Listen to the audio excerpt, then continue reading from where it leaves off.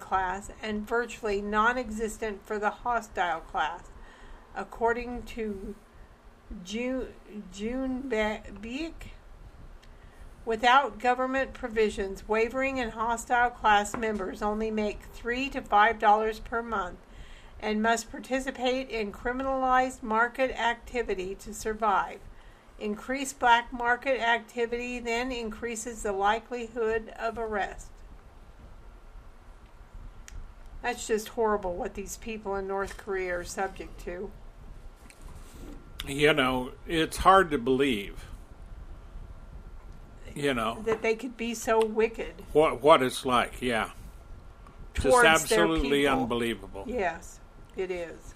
But there is good news, because there are ministries, and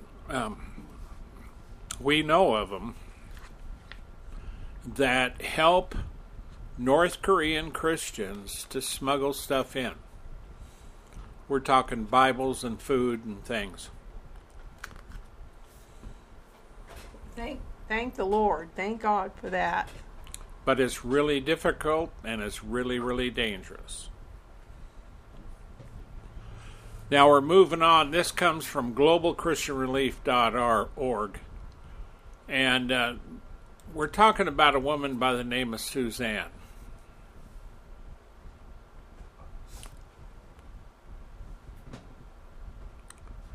She is a Nigerian woman. And she has received the Lord. She's a Christian woman. And Boko Haram murdered her father.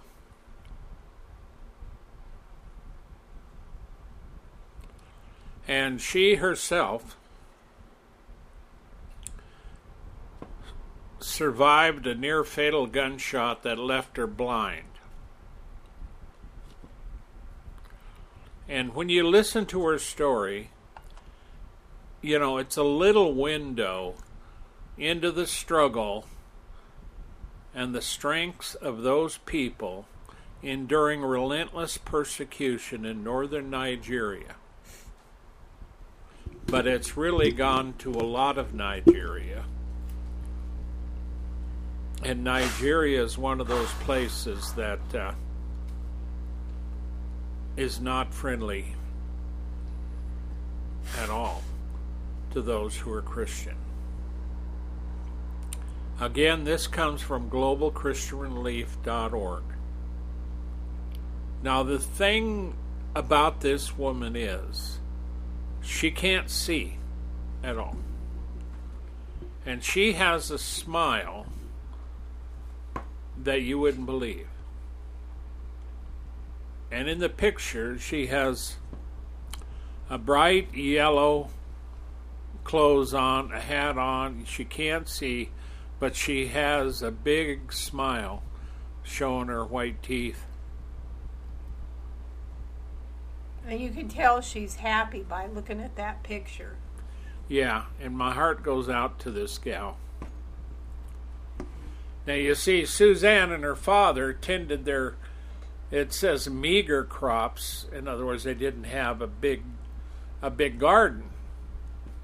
But they tended them because that is all they had to eat.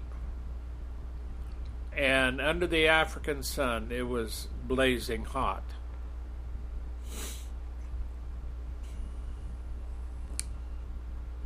Now see,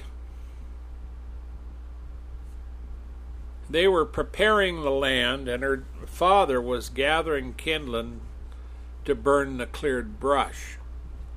Suddenly, the radical Islamic group Boko Haram came upon them. Suzanne said they charged towards us. I begged them fervently. I begged them in the name of God not to kill my father. But of course the men did not listen. Suzanne watched in horror as a terrorist shot her father repeatedly. You know, that's horrible to have to see that. You know, and especially in America, I think of how many Christians look for the pre-trib rapture, and how many Christians, including us, we have not personally experienced that kind of persecution. And my heart goes out to them, and that's one of the reasons we do these shows. We also support organizations that help people like Suzanne.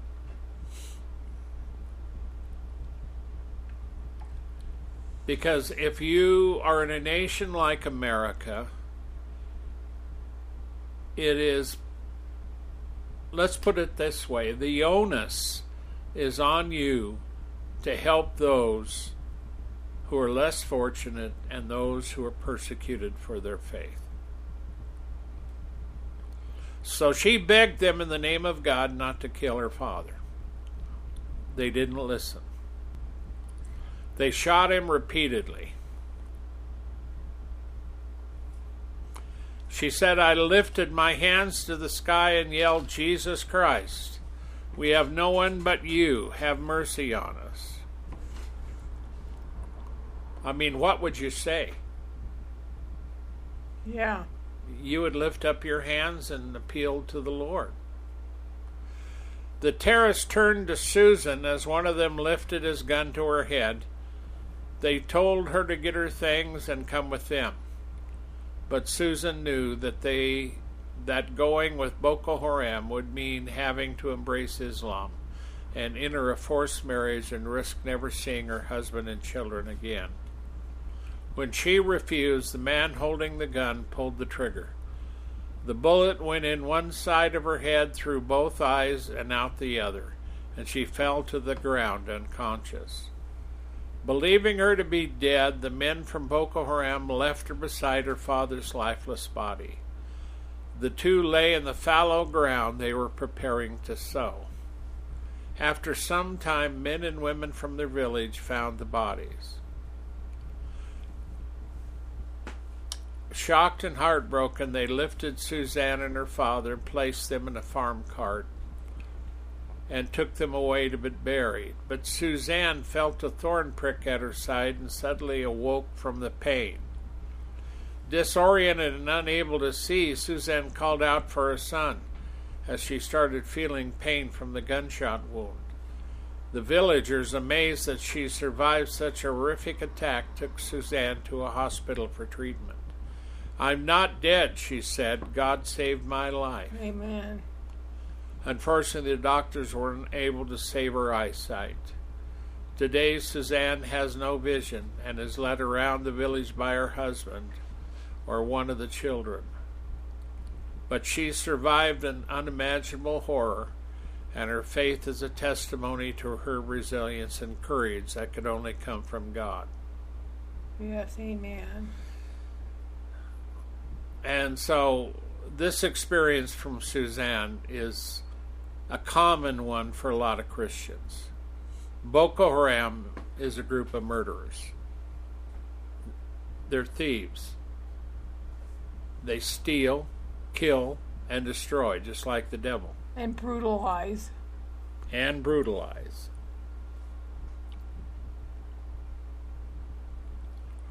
So Boko Haram, whose name roughly translates to Western education is forbidden, they have terrorized Christian communities across the region since the early 2000s. And we've been covering a lot of various persecution. More than 5 million Nigerian Christians have been displaced over the last decade.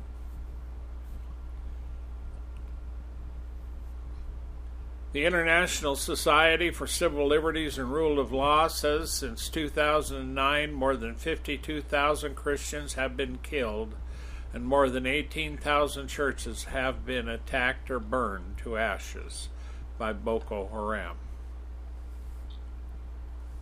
You know, and you don't hear anything at all from the government.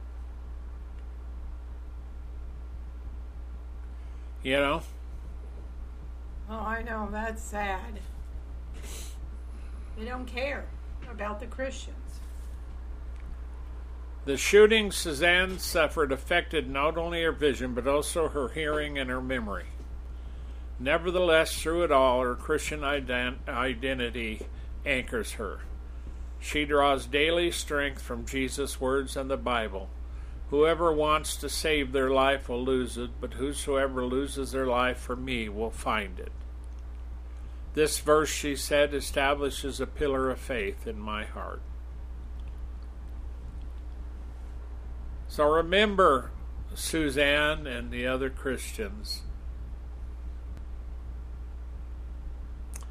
pray for the persecuted church.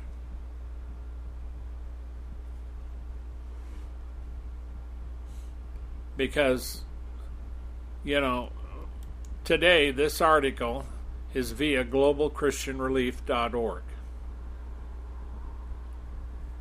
And one of their purposes is to bring prayer and support, emergency relief, medical treatments, safe shelter, food aid, discipleship, trauma counseling, and anything else they may need. And as Christians living in America or the free world, it is important for us to help these believers in Christ. Amen. And make no mistake, we reported on stories where the very ones killing Christians actually get saved. That does occur. On the mission field, the miraculous is there as well as death. Thank you, Lord Jesus, for your mercy. Amen. Okay, Tower. The Rising book. The Rising is a Christian fiction thriller, a story of personal survival, the struggle of a nation, and the love of two people set amid the prophetic landscape of perilous times. Check out The Rising. When he who opposes rises, believers overcome by faith. Pick up your copy of The Rising by going to Amazon, Barnes & Noble, Books A Million, Ingram, Walmart, Google Play, Angus and Robertson, and many more.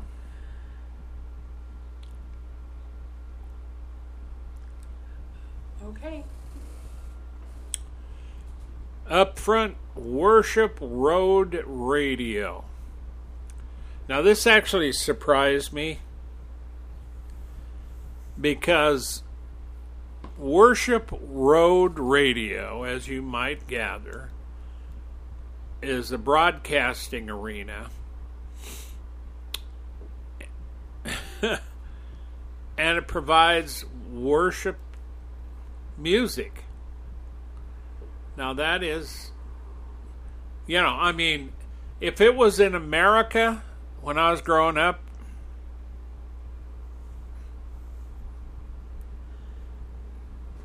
wouldn't surprise me. Or even in America today, because we do have a lot of Christian stations here.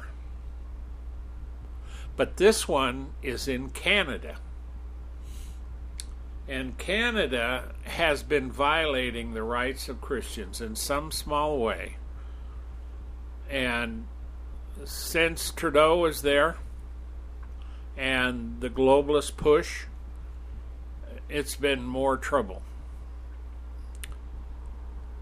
But this particular radio launches in Canada. This is brought to us by ChristianNewsWire.org. And ChristianNewsWire.org put up this on Christian Newswire. They announced their official launch, a digital platform for Christian music based in Vancouver. Now, see, I think Vancouver, of the provinces in Canada, there's one that is not they don't really care